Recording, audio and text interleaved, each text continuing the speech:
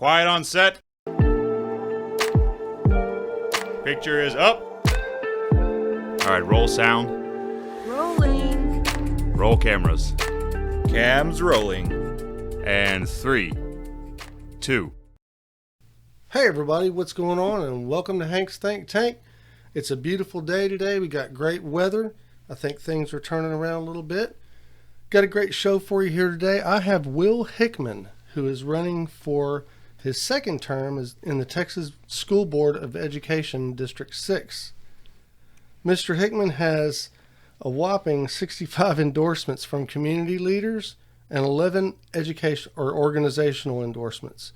Go to his website and check it out. We're going to give you the link in a little bit. It's an impressive website. It's a little bit more involved than most that I've seen on the political spectrum, so I was really happy with his website. It gives a whole lot of information. Mr. Hickman is currently an attorney representing corporate clients. Welcome aboard, Mr. Hickman. How Thank you. Today? It's great to be here. Thanks. Excited to be in the think tank. Yeah, and thanks for the drive out. I know it was quite a ways for you, so we appreciate you traveling that far. Tell me a little bit about your district, District 6. So I've been got elected a couple years ago for State Board of Education District 6. Donna Bahorich was my predecessor. She called me, asked me to run, and I've been in. And that old District 6 was all of West and Northwest Harris County. And now with redistricting, the census and all that, I've picked up, gone a little further north in Harris County. So the border now in the south is Westheimer, and you go up through Spring Branch, then you pick up some of HISD, Tomball, Cy-Fair, Klein, and then on up into Montgomery County. Wow. And we're Conroe, Woodlands, and out to Magnolia, Montgomery. The exciting thing is my parents have been in the Woodlands for 30 years, and they're excited to, Dad's putting out signs, Mom's handing out push cards at the bridge. So Yeah. they're excited, and I get to represent my parents if I win here. So Cool. We'll see how that goes. So they're finally in the district, huh? Right. First That's time great. ever. Yeah. Do you know how many registered voters are in your district? So I've got a population of 2 million. It's 1 million voters, maybe 1.4 million voters, and then registered voters. Primary voters, probably 400,000 or 500,000. We're going to find out. Wow. Already yesterday, 3,000 voted in Harris County. I haven't seen the Montgomery County numbers. Man, that's a heck of a reach. It's got to be really hard to reach that many people. Well, that's why I'm on the radio. That's why I'm here. I reach a lot of people at once. Yeah, I understand. I can't go door to door on 2 million doors. Yeah, that's for sure. Well, you could, but it would just take you a couple of years. Right. So do that continuously. Yeah. So I've heard of the State Board of Education, but I really don't know what you guys do. So can you just give us like a synopsis of what the State Board of Education does? Sure. Yeah. So there's 15 of us from all over the state. I've got one of the smaller districts. Some of my colleagues, one goes from Brownsville to El Paso, kind of the entire border. God. One guy's got the entire panhandle, just however big you need to get 2 million people. So 2 times 15 is 30 million people in all of Texas. So 15 of us represent all 30 million Right. people. The biggest task, to answer your question, we set the TEKS, which is the Texas Essential Knowledge and Skills. It's the curriculum standards. So it's what does a 5th grade math kid need to learn?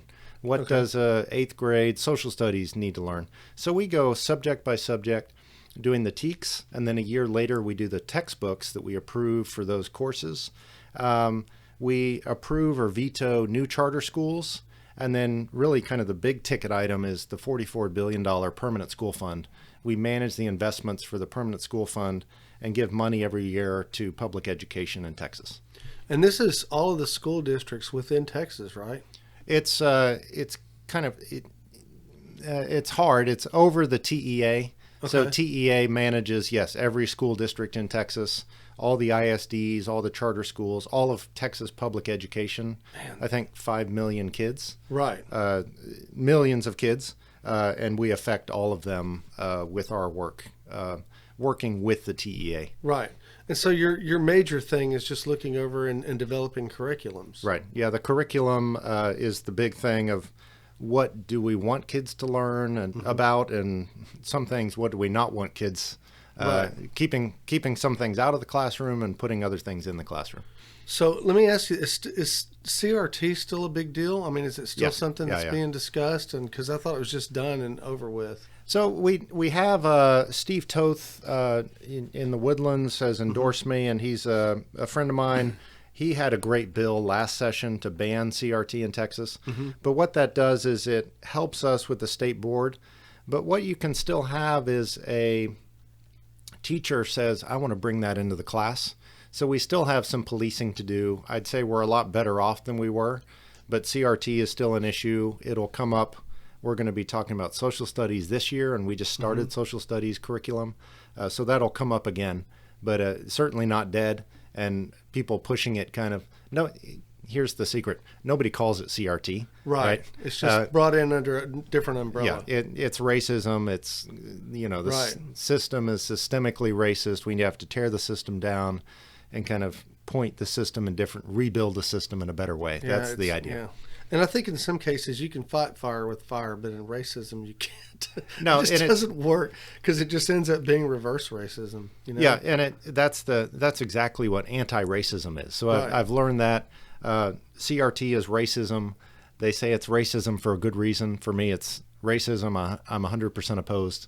And while I'm on the state SBOE, we won't be bringing that into the social studies curriculum. Okay, I agree with that. So, and I know you're also against SEL. What's SEL? So SEL, a lot of acronyms here. SEL I haven't heard of that before. Social emotional learning. Okay. What that is it's a, Hank, instead of saying, here's the answer, or let's read this book and analyze it, it's asking you, how do you feel about it? So what do you think the answer should be? Kind of, it's soft and squishy. It's kind of the opposite of the old school where I am reading, writing, arithmetic. Right. I'm an old Aggie engineer. There's a right answer. And this is more kind of how you feel about things. They call it the whole kid. Right. And it's a modification of truths. Right. That's what it is. Yeah. It's there is no truth. Right. It's all on a spectrum. Yeah. Depends on what you think is true. Yes. Pick your own truth. Oh, wow. How are we going to ever go forward with stuff like that? Well, that's why we have Texas is a conservative beacon. We on the State Board of Education, we adopt a conservative book, and we'll affect the states around us. Mississippi, Oklahoma, other states will pick it up. So who's on the State Board of Education is important. That we keep the State Board of Education conservative is important. Right. And we're kind of battling the other option is you have a California book or a New York book. So a school in wherever Indiana can pick, do I want the California book? And we need good Texas books that kind of battle against that. So it's a culture war. And you want to indoctrinate your kids. Right. And whoever can indoctrinate the kids wins, and that's the next generation. That's how they're going to be thinking. So do y'all work with other boards from other states? There is some coordination. There's a national school board, National Association of State Boards of Education. Okay. So there is some collaboration. I haven't gotten into a lot of that. I work with the legislature, our state reps and senators, and the lieutenant governor's office has kind of an education group, and the governor has an education group. So there's good coordination. And then also I have a lot of friends on ISD boards. I was at Sci-Fair ISD last night testifying about kind of what they're working on. Okay, great. So being that you're a candidate and you're running for a second term, what are your educational priorities? I mean, what do you think is what needs to happen with our educational system, especially where it goes with curriculum? So the biggest thing for me is it's called CCMR. Another acronym, apologies. I love it. Career, college, governmental. All government institutions have acronyms. Every industry has acronyms. That's it. CCMR is Career, College, Military Readiness. Okay. What that means is, do I want to get out of high school and start a taco truck or a nail salon, or do I want to go work at a company or be a pipe fitter or welder? Do I want to go be an Aggie or a Longhorn? Do I want to go be in the Army or the Marines? Okay. So those are career, college, military readiness. And the readiness number for the whole state is at 60%. 60%, if you remember from school, that's a D-. That's right. And that means 40% of the kids aren't prepared for anything. So that's really my focus, is how can we improve the CCMR numbers for the whole state? Some school districts do great things. Some are not doing such great things. I'm in charge. We've got an ad hoc flight plan committee, and the flight plan is 7th or 8th graders being exposed to different career clusters, doing some aptitude testing. What do I like? What am I good at? What am I interested in? Just kind of hearing about what's out there in this big world of ours, then picking something, working with their counselor, designing a curriculum to get them there. That's a flight plan of my own personal American dream, my calling, vocation, hopes, dreams. What am I going to do to start my adult life the day after I graduate high school? That, for me, if I have a reason to be in high school and I have something I'm working towards, I think I would be more successful than I'm just kind of going through the motions. So that for me is the reason I'm here, the flight plan, kind of improving the CCMR number and getting a path for every kid to kind of achieve their full potential. Do you think we can get there? Well, I think we can improve. I don't know if we'll Okay. get to 100%. Everyone has a different story, but we should have something, some sort of plan for every kid, whatever they're interested in, and it's Right. personalized, customized. It's not sending. The old days was a 4x4. Everyone did 4 English, 4 math, 4 social studies, Right. 4 Oh, yeah. science. That's Get it. everyone ready to go to UT or A&M, right? Right. We don't need to do that. We need to say, you, Hank, what are you interested in? Maybe you want to be a radio DJ. How do we get you there? Or you Right. want to be a IT company owner. How do we get you there? What sort of skills do you need? What sort of classes, experience? How do we model the education to get you where you want to go? So it's not Right. the same education for everybody. I like it. That's a good idea. And some school actually, districts- it's a great idea. I think that by the time that you're in high school, a lot of your interests are already developed and you kind of have an idea of where you fit in the world. And so if we can help children to make a discovery of where they best fit and at least give them a one leg up, that's the way to go. Right. And I don't know what the dropout rates are these days, but I think that would also help with the dropout rates. Because then kids would think, okay, I'm here for a reason, like you said, and it looks like I'm going somewhere, and I'm going somewhere that's for me, not for Bob or Bill or Tom. So Right. if something can be customized for each kid, that's great. Yeah, and That's a good idea. The phase 1 is the 7th or 8th grade, looking around the state. I've done some looking, and I've got 4 committee members from different parts of the state. A lot of ISDs are doing pieces of this already. So it's kind of putting together that 7th or 8th grade career exploration, college exploration type course. And then the next phase is, let's look at graduation requirements. I talked to a teacher in Northwest Houston, teaches chemistry to kids who are not going to college, and they're doing P, S, and D orbitals. And they're like, why are we studying this? And maybe if I want to be a welder, I should do metal or material science instead of straight chemistry. So let's kind of look at our graduation requirements. Is there some room there for more electives or more customization to kind of get kids where they want to be, not get every kid to the same place? Right. I like it. That's really a good idea. Okay, so past few podcasts that we've had, and I don't really know why this has come up, but it has. We've discussed a little bit about education and discussed a little bit about a course or a possible course called Basic Life Skills.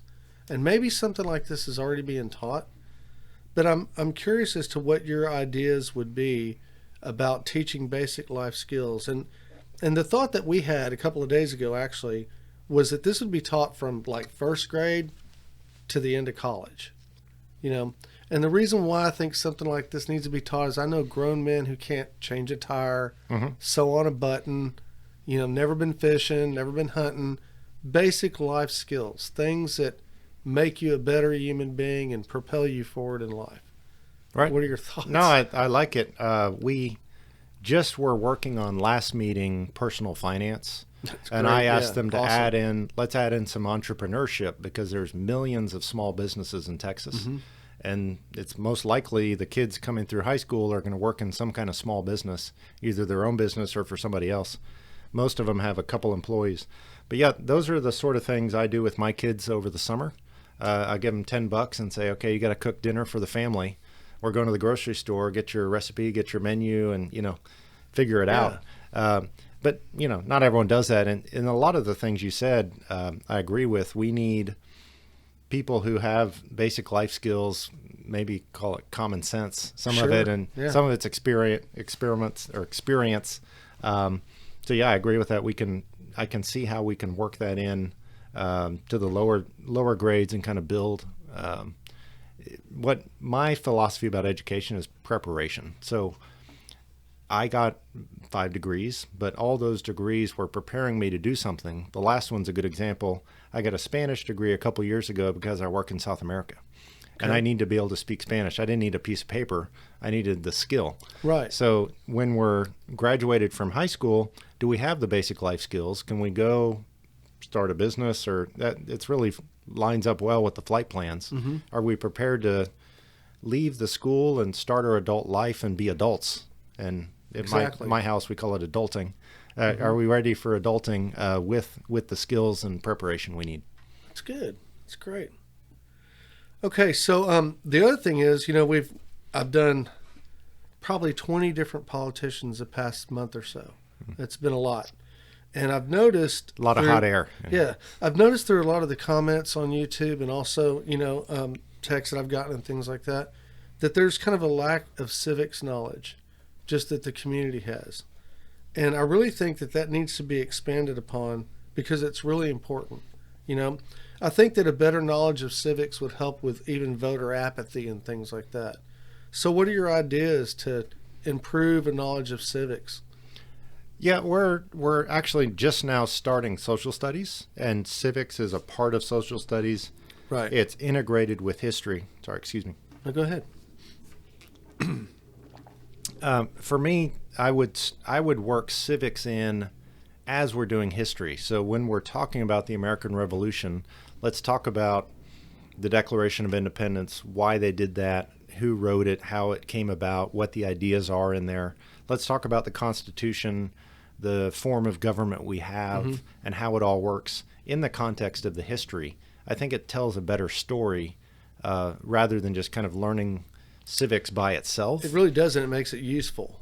And we learn the American story. I think we're the greatest country in the world.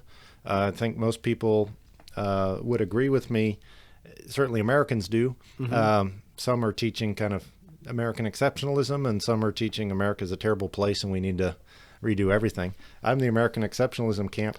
Let's teach how we got there. How did that happen? How did this American experiment evolve that we've gotten into this place where we have this system that's still working after 250 years, right? Yeah. I think it's a great story, and you can kind of learn civics through that story. Right. I like it. Yeah, that's a good idea. And I think as long as we kind of exercise that, I think we're going to be on the right path, because I sure would hate to see a good civics course go to waste.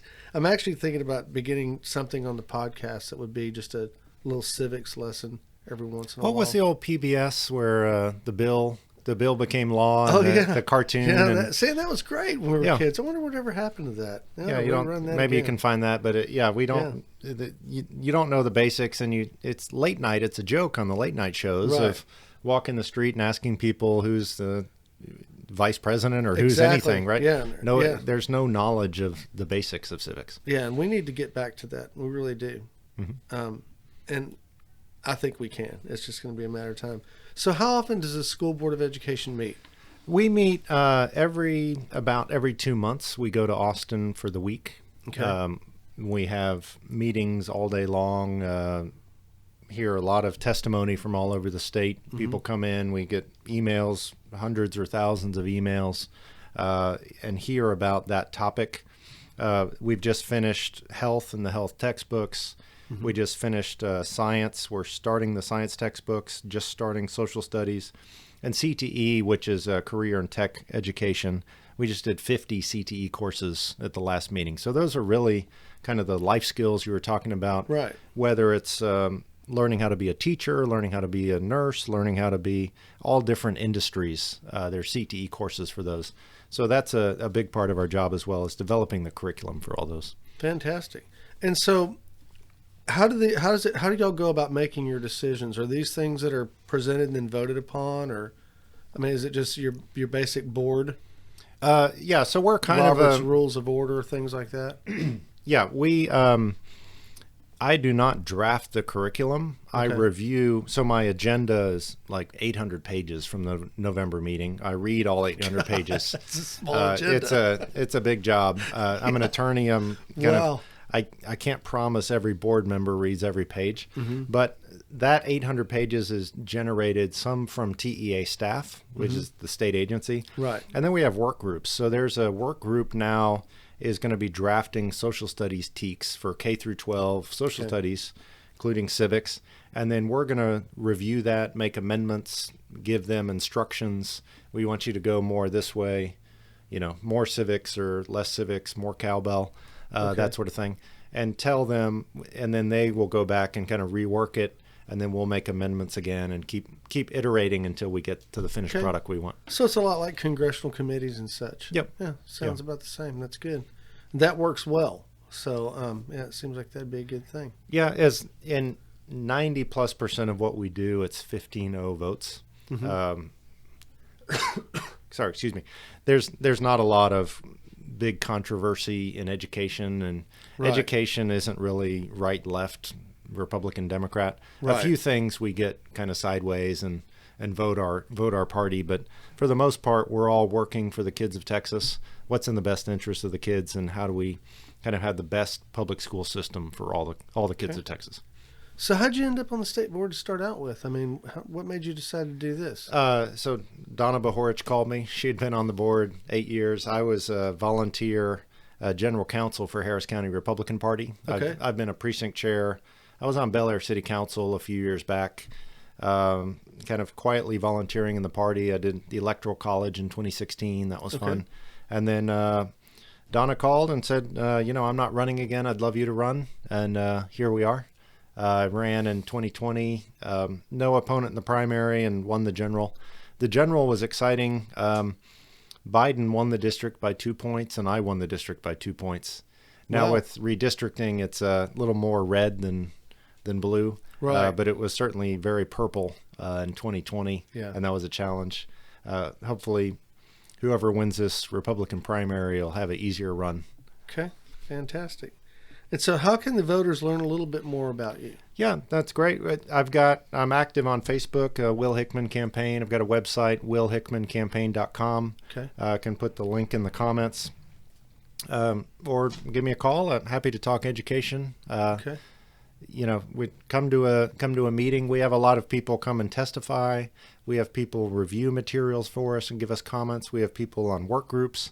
So there's lots of ways. If you're interested in Texas public education, give me a call. I'm sure I can get you plugged in somewhere. Fantastic. So people can get involved. Absolutely. That's Yeah. a good thing.